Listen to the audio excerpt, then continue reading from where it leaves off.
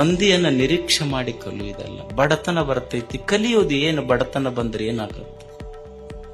ನಿನ್ನೆ ಹೇಳ್ತಾ ಇದ್ದೆಲ್ಲ, ಮನುಷ್ಯನಿಗೆ ತುಂಬಿದ ಪಾಕೆಟ್, ತುಂಬಿದ ಜೇಬ 100 ಆಟ ಕಲಿಸಿದ್ರ ಖಾಲಿ ಜೇಬು ಜೀವನದೊಳಗೆ 100 ಪಾಠ ಕಲಿಸ್ತೈತೆ ಅಂತ. ಅದನ್ನು ಕಲಿಬೇಕು ಮನುಷ್ಯ. ಸ್ಟೀವ್ ಜಾಬ್ಸ್ ಅಂತಿದ್ದ, ನೀವೆಲ್ಲ ಕೇಳಿರ್ಬೇಕು ಹೆಸರು, ಸ್ಟೀವ್ ಜಾಬ್ಸ್.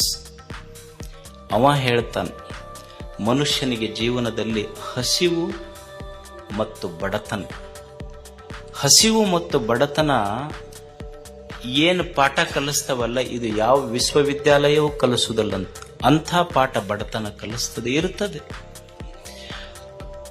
ಏನು ವೈರಿಗಳು ಬರ್ತಾರ ಜೀವನದಲ್ಲಿ, ಇರುವುದಿಲ್ಲೇನು? ನಮಗ್ ಬಹಳ ಮಂದಿ ವೈರಿಗಳದಾರೆ. ನಮ್ಮ ಮನಿ ಮಗ್ಗಲ್ದವ್ರು ವೈರಿಗಳದಾರ, ನಮ್ಮ ಓಣ್ಯಾಗ ವೈರಿಗಳ. ಏನು ಮಾಡವ್ ನೀನು ಅವ್ರನ್ನ ತಗೊಂಡು? ಅಲ್ಲ, ಕಲಿಬೇಕಾದದ್ದು ಏನಂದ್ರ, ಆತ ಒಬ್ಬ ವೈರಿ ಅದಾನಂತ ತಿಳ್ಕೊಂಡು 100 ಮಂದಿ ವೈರಿಗಳದಾರ ಅಂತ ತಿಳ್ಕೊಂಡು ಏನ್ ಹೋಗಿ ಅವ್ರ ತಲೆ ತೆಗಿಯಕ್ಕಾಗತ್ತ? ನಮಗ್ ಕಲಿಯುವುದೇನು ಜೀವನದಲ್ಲಿ ಅಂದ್ರೆ, ನನಗ್ ಬಹಳ ಮಂದಿ ವೈರಿಗಳದಾರ ಅಂತ ತಿಳ್ಕೊಂಡು ಹುಡುಕ್ಯಾಡಿ ವೈರಿಗಳ ತಲೆಯನ್ನು ತೆಗೆಯೋದಲ್ಲ, ನನ್ನ ತಲೆಯಿಂದ ವೈರಿಗಳನ್ನು ತೆಗೆದು ಬಿಟ್ರೆ ಅದು ಜೀವನ ಸಾರ್ಥಕ ಅಷ್ಟೇ. ವೈರಿಗಳನ್ನು ತೆಗೆಯುವುದಲ್ಲ, ನನ್ನ ತಲೆಯಾಗಿಂದ ವೈರಿಗಳನ್ನು ತೆಗೆದು ಬಿಡೋದಷ್ಟೆ. ಕಲಿಯುವುದೇ. ಮಂದಿ ಬಹಳ ನಮಗ ನಿಂದ ಮಾಡ್ತಾರ್ರಿ, ಮತ್ ಮಾಡ್ತಾರ ಪಾಪ. ಎಲ್ಲ ಪುಕ್ಕಟೆ ಇವೆಲ್ಲ ಸಿಕ್ಕಾವ, ಮತ್ತ ಅವೇನು ಉದ್ಯೋಗ ಖಾತ್ರಿ ಬರ್ತಾವ, ರೊಕ್ಕ ಬಿಡ್ತೈತಿ, ಕೆಲಸ ಏನೈತಿ ಅವ್ರಿಗೆ? ನೀವು ಒಂದು ನೆನಪಿಟ್ಕೊಂಡವ್ರಿ, ಹೋಗಾಕ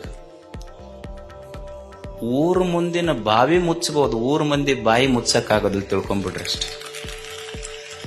ಊರ್ ಮುಂದಿನ ಬಾವಿ ಮುಚ್ಚಬಹುದು, ಊರ್ ಮಂದಿ ಬಾಯಿ ಮುಚ್ಚಕ್ ಆಗೋದಿಲ್ಲ. ಅಕಸ್ಮಾತ್ ಒಂದ್ ವೇಳೆ ನೀ ಬಿದ್ದಿ ಅಂದ್ರ ಬಾಯಾಗ, ನಿನ್ ದೈವ ಚಲೋ ಇತ್ತು ಅಂದ್ರ ಬಾವ್ಯಾಗಿಂದ ಎದ್ದು ಬರ್ತಿ. ಆದ್ರೆ ನಿನ್ನ ಅದೃಷ್ಟ ಇರ್ಲಿ ಬಿಡ್ಲಿ, ಆದ್ರೆ ಊರ್ ಮಂದಿ ಬಾಯಾಗಿಂದ ಪಾರಾಗೋದು ಕಷ್ಟ. ಅದಕ್ಕೆ ಮನುಷ್ಯ ಊರ್ ಅಂದ ಮೇಲೆ ಒಂದಿಷ್ಟು ಆಡ್ತಿರ್ತಾವ ಅಷ್ಟೇ. ನಾ ಬಹಳ ಸಲ ಇದನ್ನ ಹೇಳ್ತಿರ್ತೀನಿ. ಏನಂದ್ರ, ಈಗ ನಿನ್ನೆ ಮೊನ್ನೆ ಅಡಿಗೆ ಮಾಡಿರ್ತಾರ ಮನ್ಯಾಗ, ಅಡಿಗೆ ಮಾಡಿದ್ ನಮಗ್ ತಂದಿಟ್ಟು ಕೂಡ್ಲೇನೆ ನಾವು ಮನ್ಯಾಗ ಸಿಟ್ಟಿಗೆ ಹೇಳ್ತೀವಿ. ಏನಂತೀವಿ ಅಂತಾರಿಲ್ಲ ಗಂಡ್ಮಕ್ಳು, ನಿನ್ನೆ ಮೊನ್ನೆ ತಂದಿಟ್ಟು ಏನ್ ನನಗೆ ಹಳಸಿದ್ ಯಾರು ಅಂತಾರ ಮನ್ಯಾಗ ಅನ್ನೋದಿಲ್ಲ. ನೀವು ಏನಾಗ್ತೈತಿ ಉಂಡ್ರಿ, ಏನು ಒಂದ್ ಸಮಸ್ಯೆ ಏನು ಅಲ್ಲ. ನಿನ್ನೆ ಮೊನ್ನೆ ಮಾಡಿದ ಹಳಸಿದ ಅಡಿಗೆ ಉಂಡ್ರ ಹೊಟ್ಟೆ ಕೆಡತೈತೆ ಅಂತ ನಮಗ್ ಗೊತ್ತೈತೆ ಇಲ್ಲ. ನಿನ್ನೆ ಮೊನ್ನೆ ಮಾಡಿದ ಹಳಸಿದ ಅಡಿಗೆ ಉಂಡ್ರ ಹೊಟ್ಟೆ ಕೆಡ್ತೈತಿ. ನಿನ್ನೆ ಮೊನ್ನೆ ಆಡಿದ ಮಾತು ತಲೆಯಾಗಿ ಇಟ್ಕೊಂಡ್ರೆ ತಲೆನೂ ಕೆಡತೈತಿ ಅಂತ ಗೊತ್ತಿರ್ಬೇಕು ಮನುಷ್ಯಾಗ. ಇದನ್ನ ಕಲಿಯುವುದೇ ಜೀವನದೊಳಗೆ ಅಷ್ಟೇ. ಅದಕ್ಕೆ ಜೀವನ ಅಂದ್ರ ಕಲಿಯುವುದಷ್ಟೇ ಇಲ್ಲ. ಏನು ಕಲಿಯುವುದು ಅಂದ್ರ, ನಾ ಅನ್ಕೊಂಡಂಗ ನನ್ನ ಇಚ್ಛೆಯಂತೆ ಜಗತ್ತು ನಡೆಯುವುದಿಲ್ಲ. ಇಲ್ಲಿ ನಾವೇನು ಕಲಿಬೇಕು ಅಂದ್ರ, ನನ್ನ ಇಚ್ಛೆಯಂತೆ ನಾ ಅನ್ಕೊಂಡಂಗ ಈ ಜಗತ್ತು ನಡೆಯುವುದಿಲ್ಲ. ಈಗ ಯಾವ ಅತ್ತಿಗೆ ಇಚ್ಛೆ ಇಲ್ಲ ಹೇಳಿ, ನನ್ನ ಸೊಸಿ ಬಂದು ಬಿಸಿ ರೊಟ್ಟಿ ಮಾಡಿ ಕೊಡ್ಬೇಕಂತ ಯಾ ಅತ್ತಿಗೆ ಇಚ್ಛೆ ಇರೋದು? ಎಲ್ಲ ಅತ್ತಿಯವ್ರಿಗೆ ಇರುತ್ತೆ. ಅಲ್ಲಿ ಉಂಡಾರ ಏಸ್ ಮಂದಿ ಅವ್ರು ಕೇಳ್ರಿ ಹೇಳ್ತಾರ. ಆಕಿ ಕನ್ಯಾ ನೋಡಕ್ ಹೋದ್ಲ ಅತ್ತಿ, ಹೋದಾಗ ಕೇಳ್ಲಿ ಏನ್ ಬರ್ತೈತಿ? ಇಡ್ಲಿ ದೋಸೆ, ಇಡ್ಲಿ ಬರ್ತೈತಿ, ದೋಸೆ ಬರ್ತೈತಿ, ಹೋಳಿಗೆ ಬರ್ತೈತಿ, ಎಲ್ಲ ಬರ್ತೈತಿ ಅನ್ನಂತ ಕೇಳಲತ್ತಿ. ಇವು ಆರ್ಡರ್ ಕೊಟ್ರ ಹೋಟೆಲ್ನಾಗ ಎಲ್ಲ ಬರ್ತಾವಂದ್ಲ. ಅಂದ್ರೆ ಯಾರಿಗೆ ಇಚ್ಛೆ ಇಲ್ಲ, ನಮ್ಮ ಇಚ್ಛೆಯಂತೆ ಜಗತ್ತು ನಡೆಯುವುದಿಲ್ಲ. ಇಲ್ಲಿ ಕಲಿಬೇಕಾದದ್ದು ಏನು ಜೀವನದೊಳಗ ಅಂದ್ರ, ನನ್ನಿಚ್ಛೆಯಂತೆ ನನ್ನ ಜೀವನ ಜಗತ್ತು ನಡೆಯುವುದಿಲ್ಲ. ಜಗದ ಇಚ್ಛೆಗೆ ನನ್ನ ಜೀವನವನ್ನು ಹೊಂದಿಕೊಂಡು ಬದುಕುವುದೈತಲ್ಲ, ಅವರಿಗೆ ಸಂತರಂತ ಕರೀತಾರ. ಇದನ್ನು ಕಲಿಯುವುದು ಮನುಷ್ಯ. ಬುದ್ಧ ಇದರ ಅರ್ಥ, ಇರುವುದನ್ನ ಇದ್ದಂತೆ ಸ್ವೀಕರಿಸುವವನಿಗೆ ಬುದ್ಧ ಅಂತ ಕರೀತಾರೆ. ಒಪ್ಪುಕೊಳ್ಳೋದು ಜೀವನದೊಳಗೆ. ಏನು ವಯಸ್ಸಾತು, ವಯಸ್ಸಾದ ಕೂಡಲೇ ಏನಂತೀರಿ ನೀವು? ಏನ್ರಿ ಸ್ವಸ್ಥರು ಮಕ್ಕಳು ಒಟ್ಟ ನಮಗೆ ಸೇರುವುದಿಲ್ಲ. ಎಲ್ಲೋ ನಮ್ಮ ಹುಡುಗ ಹೇಳ್ತಿತ್ತು ಒಂದು, ಆತ ವಯಸ್ಸಾದ ಮೇಲೆ ಆಗೋದಲ್ಲ. ಏನು ಕಲಿಬೇಕಪ್ಪ ಮುಪ್ಪು ಬಂದ ಮೇಲೆ ಅಂದ್ರ, ಮುಪ್ಪು ಬಂದ ಮೇಲೆ ಗಪ್ ಇರ್ಬೇಕಂತ. ಮುಪ್ಪು ಬಂದ ಮೇಲೆ ಗಪ್ ಇರ್ಬೇಕು. ಮಗನ ಮಾತಾಡಿಸಬೇಕಾದ್ರೆ ಸೊಸಿ ಮಾರಿ ನೋಡ್ಬೇಕು. ನನ್ನ ರೊಕ್ಕ ಎಣಸಕ ನಾನ ಕಳ್ಳ ಆಗಬೇಕು, ಶಟ್ಕೊಂಡು ಕುಂತ್ರ ಶಟ್ಕೊಂಡು ಊಟ ಬಿಟ್ರೆ ಹೆಂಡತಿ ರಂಬಿಸ್ತಾಳ ಅನ್ನೋದು ತಲೆಯಾಗಿಂದ ಬಿಟ್ಟಿರ್ಬೇಕು. ಮುಪ್ಪು ಬಂದ ಮೇಲೆ ಗಪ್ಪಿರ್ಬೇಕಂತ ಇಷ್ಟು ಕಲಿಬೇಕು ಮನುಷ್ಯ. ಕಲಿಯುವುದಿಲ್ಲ ಅಷ್ಟೇ ಜೀವನದೊಳಗೆ. ಅದಕ್ಕೆ ಜೀವನ ಇದ್ದಂತೆ ಸ್ವೀಕರಿಸುವವನಿಗೆ ಸಂತ ಅಂತ ಕರೀತಾರೆ, ಜ್ಞಾನಿ ಅಂತ ಕರೀತಾರೆ. ಯಾಕಂದ್ರ ನಾನೇನು ಬಯಸ್ತೀನಲ್ಲ, ನಾನಿರುವುದು ವರ್ತಮಾನದಲ್ಲಿ, ನನ್ನ ಬಯಕೆಗಳಿರುವುದು ಭವಿಷ್ಯತ್ತಿನಲ್ಲಿ. ಅಂದ್ರೆ there is a difference, gap. ವರ್ತಮಾನಕ್ಕೂ ಭವಿಷ್ಯಕ್ಕೂ ಗ್ಯಾಪ್ ಇದೆ. ಅದಕ್ಕೆ ವರ್ತಮಾನದೊಳಗೆ ಏನು ಸಿಗುತ್ತದೆ, ನಿನ್ನೆ ಸತ್ತು ಹೋಗಿದೆ.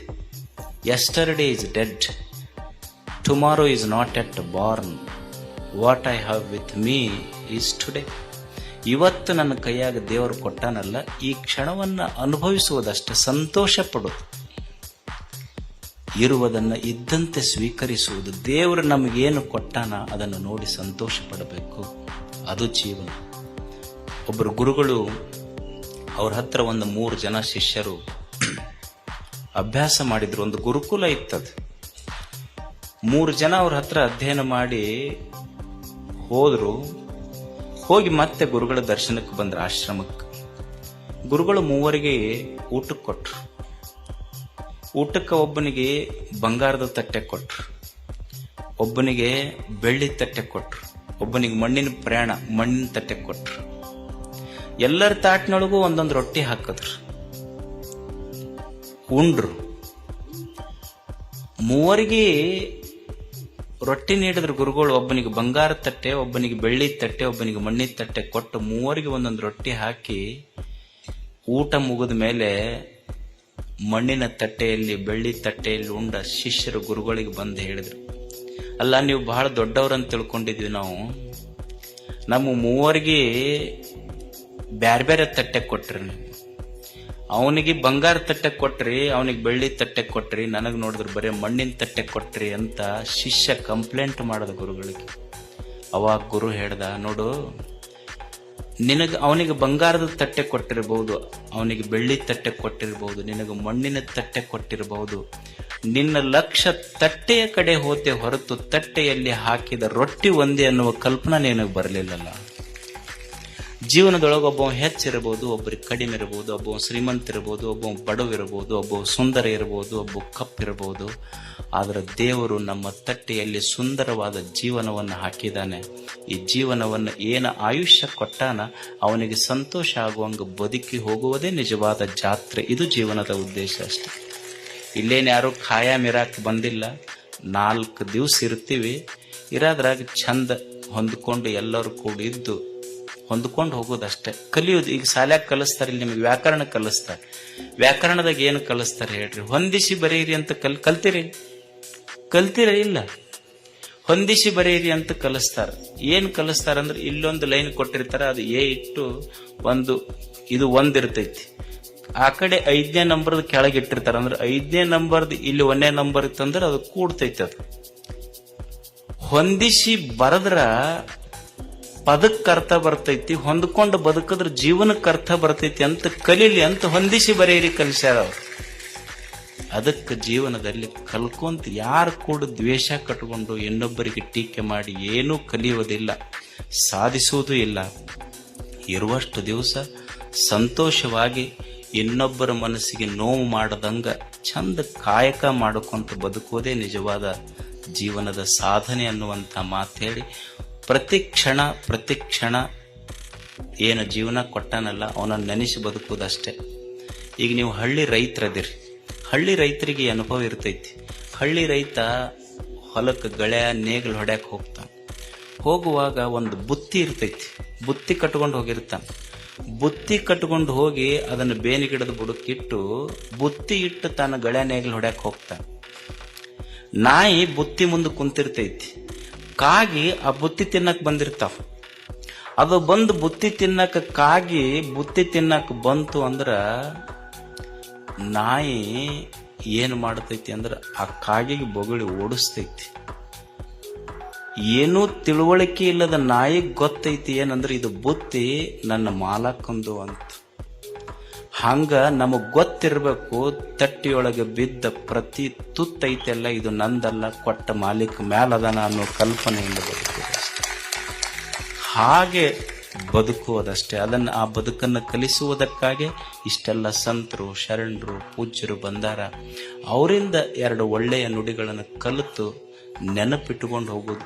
ಅವು ಇವು ನೆನಪಿಟ್ಕೋಬೇಡ್ರಿ, ಇಂಥವೆರಡು ನೆನಪಿಟ್ಟುಕೊಂಡು ಹೋದ್ರೆ ಜೀವನ ಸಾರ್ಥಕ ಆಗ್ತದೆ. ಅದಕ್ಕೆ ಇದೊಂದು ಅದ್ಭುತವಾದ ಜಾತ್ರೆ ವರ್ಷದಿಂದ ವರ್ಷಕ್ಕ ನಡೀತಾ ಇದೆ. ಇದು ಹೆಂಗ್ ನಡೀತೈತಿ ಅಂದ್ರೆ ನೋಡ್ರಿ, ನಾವೆಲ್ಲ ಕುರ್ಚಿ ಮೇಲೆ ಕುಂದ್ರಿಸಿ, ನೀವೆಲ್ಲ ಚಂದ ಇಷ್ಟು ವೇದಿಕೆ ಮೇಲೆ ಚಲೋ ಚಲೋ ಕಾರ್ಯಕ್ರಮ ನೋಡಕತ್ತೀರಿ. ಆದ್ರ ನಾವು ಕುಂತು ಮಾಡೀವಂದ್ರೆ ಜಾತ್ರೆ ಆಗಿಲ್ಲ. ಇಷ್ಟೆಲ್ಲ ಆಗ್ಲಿಕ್ಕೆ ಎಷ್ಟೋ ಕಾಣದ ಕೈಗಳು. ಇವತ್ತೆಷ್ಟೋ ಜನ ದಾಸೋಹದೊಳಗ ಅವ್ರ ಕಾರ್ಯಕ್ರಮಕ್ಕೆ ಬಂದಿಲ್ಲ, ಆದ್ರೆ ನೀವು ಬರ್ತೀರಿ ಅಂತ ತಿಳ್ಕೊಂಡು ನಿಮಗೆ ಅಡಿಗೆ ತಯಾರು ಮಾಡಕತ್ತಾರಲ್ಲ, ಅವರು ನಿಜವಾದ ಸೇವೆ ಅವ್ರದ್ದು ದೊಡ್ಡದಿದೆ. ಮತ್ತೆ ಯಾರೋ ಕಟ್ಟಿಗೆ ಒಡೆದು ಕೊಟ್ಟಾರ, ರೊಟ್ಟಿ ಕೊಟ್ಟಾರ, ಯಾರ ಹೆಸರು ಗೊತ್ತಿಲ್ಲ, ಹೆಸರಿಲ್ಲದಂಗ ಸೇವಾ ಮಾಡ್ಯಾರಲ್ಲ. ಗವಿಸಿದ್ದೇಶ ಹೆಸರಿಲ್ಲದೆ ಸೇವಾ ಮಾಡಿ ಈ ಜಾತ್ರೆಯನ್ನು ನಡೆಸಲಿಕ್ಕೆ ಕಾರಣೀಭೂತರಾದಂಥ ಪ್ರತಿಯೊಂದು ಜೀವಕ್ಕೂ ಗವಿಸಿದ್ದನ ಕೃಪಾ ಸದಾ ಇರಲಿ. ತಾವೆಲ್ಲ ಈಗ ಮದ್ದು ಸುಡೋದು ನಡೀತೈತಿ, ಸಾವಕಾಶವಾಗಿ ಹೋಗ್ರಿ, ಏನೂ ಅವಸರ ಮಾಡಬೇಡ್ರಿ. ನಾ ಬರ್ತೀನಿ, ಯಾಕಂದ್ರೆ ಹಿಡಿಬೇಕು, ಊರಿಗೆ ಹೋಗೋರದಿರಿ, 2 ವೀಲರ್ನವ್ರು ಹೋಗ್ತೀರಿ, ಚಕ್ಕಡಿಯವ್ರು ಹೋಗ್ತೀರಿ, ಸಮಾಧಾನದಿಂದ ಹೋಗಿ. ನನ್ನ ಪ್ರಾರ್ಥನಾ ಅದು ಉಳಿದಿದ್ದೇನು ಇಲ್ಲ. ಯಾಕಂದ್ರೆ ನೀವು ಸಂತೋಷವಾಗಿರ್ಬೇಕು. ನಿಮ್ಮ ಮುಖದ ಮೇಲಿನ ಸಂತೋಷವೇ ನಮ್ಮ ಸಂತೋಷ ಅಷ್ಟೇ. ಅದಕ್ಕೆ ಸಮಾಧಾನದಿಂದ ಹೋಗ್ರಿ, ಪ್ರಸಾದ ಮಾಡ್ರಿ, ತಮಗೆಲ್ಲ ಒಳ್ಳೇದಾಗ್ಲಿ ಅಂತ ಹಾರೈಸಿ ನಮ್ಮ ಮಾತುಗಳನ್ನು